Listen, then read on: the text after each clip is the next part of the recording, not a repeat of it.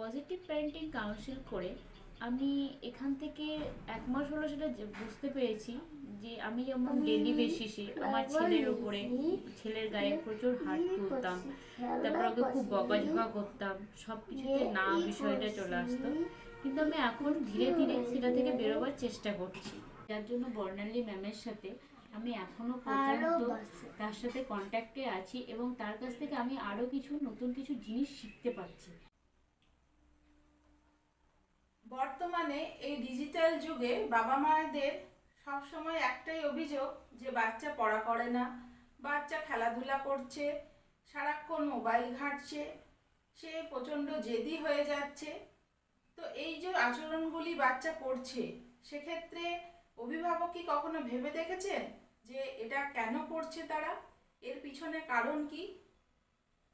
তো এক্ষেত্রে আমি এটাই বলবো যে বাচ্চার আচরণের পিছনে তার পিতামাতার ভূমিকা খুবই গুরুত্বপূর্ণ। কারণ একজন বাচ্চা সবসময় তার বাবা মায়ের সঙ্গে যখন থাকে সবসময় তাদেরকেই অনুকরণ করে এবং সেই অনুকরণের জন্য বাচ্চা বাবা মা যা যা করে বাচ্চাও তাই তাই শিখতে থাকে। তো সেক্ষেত্রে আমাদের এই বর্তমান যুগে যদি বাচ্চাকে ভালোভাবে একটা আচরণের মধ্য দিয়ে নিয়ে যেতে হয়, তাহলে খুবই জরুরি হয়ে পড়ে পজিটিভ প্যারেন্টিং। তো এক্ষেত্রে যদি পজিটিভ প্যারেন্টিংয়ের মাধ্যমে আমরা নিজেদের যে ভুলগুলো আমরা করে থাকি সেইগুলো যদি সংশোধন করে নিতে পারি, তাহলে বাচ্চাও কিন্তু একটা ইতিবাচক আচরণ করতে শুরু করবে এবং তার আশেপাশের যে পরিবেশ সেটাও যদি আমরা ভালোভাবে তাদেরকে উপহার দিতে পারি, তাহলে সেই পজিটিভ পরিবেশের মধ্যে থেকে সে একটা খুব ভালো মানুষ হয়ে উঠবে। তো আজকে এইরকমই একজন বাবা মা সিদ্ধান্ত নেন যে তার বাচ্চার কাউন্সিলিং করাবেন এবং সেখানে বাচ্চার উন্নতির সাথে সাথে তারাও নিজেরাও তাদের ভুলগুলো কারেকশন করবেন। এইরকমই একজন মায়ের অভিজ্ঞতার কথা আপনারা আজকে একটু শুনুন। নমস্কার, আমি রত্না মণ্ডল, বীরভূম জেলার রামপুরহাট থেকে আসছি। আমি 1 মাস হলো পজিটিভ প্যারেন্টিং কাউন্সিলের সাথে যুক্ত। প্যারেন্টিং কাউন্সিলিংয়ের জন্য বর্ণালী লাইক ম্যামের কাছে। তো আমি প্যারেন্টিং কাউন্সিলিং এই কারণেই করাচ্ছি, কারণ আগে আমি যে প্রবলেমগুলো আমার বাচ্চাকে মানুষ করার জন্য ফেস করতাম সেগুলো থেকে কিভাবে দূরে থাকবো সেটাই আমি ম্যামের কাছে শিখছি।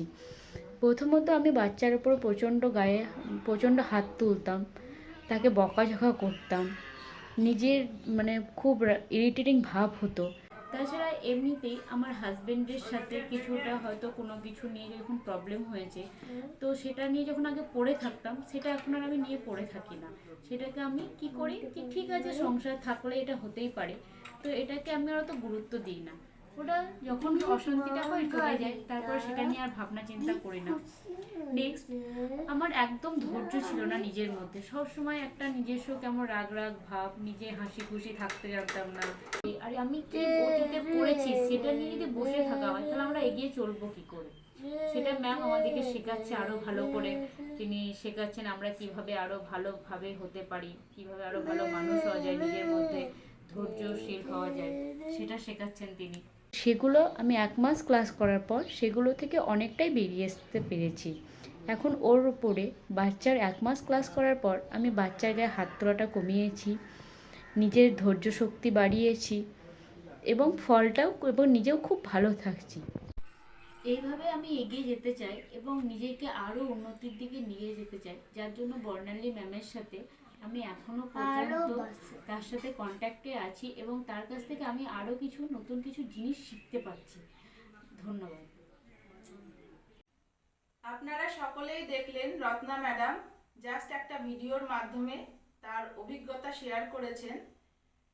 তার এবং তার হাজবেন্ডের নেওয়া এই যে সিদ্ধান্ত, তার বাচ্চার কাউন্সিলিংয়ের সাথে সাথে নিজেদেরকেও রেকটিফাই করা, তার জন্য অসংখ্য তাদেরকে অভিনন্দন এবং ধন্যবাদ যে তারা এতটা ভেবেছেন বাচ্চার জন্য এবং তাদের এই যে সিদ্ধান্তটা তারা নিয়েছেন সেখানে বাচ্চাকে তারা একটা সুন্দর পরিবেশ উপহার দিতে পারবেন। এবং এই পরিবেশে বাচ্চা যখন বড় হয়ে উঠবে তার মানসিকতাও আস্তে আস্তে ইতিবাচক দিকে যাবে এবং সেখানে সে ভালো একটা মানসিকতার মানুষ তৈরি হবে, সে সঠিকভাবে সকলের সাথে আচরণ করতে পারবে। আপনারা নিজেরাই দেখতে পেলেন যে ম্যাডাম প্রথম দিকে না বুঝতে পেরে বাচ্চার সাথে সঠিকভাবে ব্যবহার করতে পারছিলেন না, কিন্তু তার কোথাও মনে হয়েছে যে এগুলো উনি ভুল করছেন এবং তিনি অতি সত্বর আমার সাথে যোগাযোগ করেন এবং এই যে দুজনের যে সিদ্ধান্ত নেন যে কাউন্সেলিং করাবেন এবং নিজেদেরকেও সেখানে রেকটিফাই করবেন। তো উনি খুব ভালোভাবে এই জিনিসটা উনি পরিচর্যা করছেন এবং সঠিক পরামর্শ এবং অনুশীলনের মাধ্যমে তিনি নিজেকেও যেমন ভালো গ্রোথের দিকে নিয়ে যাচ্ছেন, তার বাচ্চারও খুব ভালোভাবে তাই তিনি ডেভেলপমেন্ট করতে পারছেন।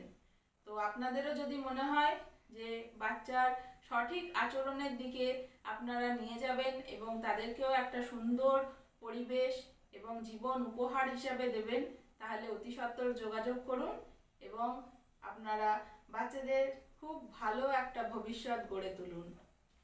ধন্যবাদ।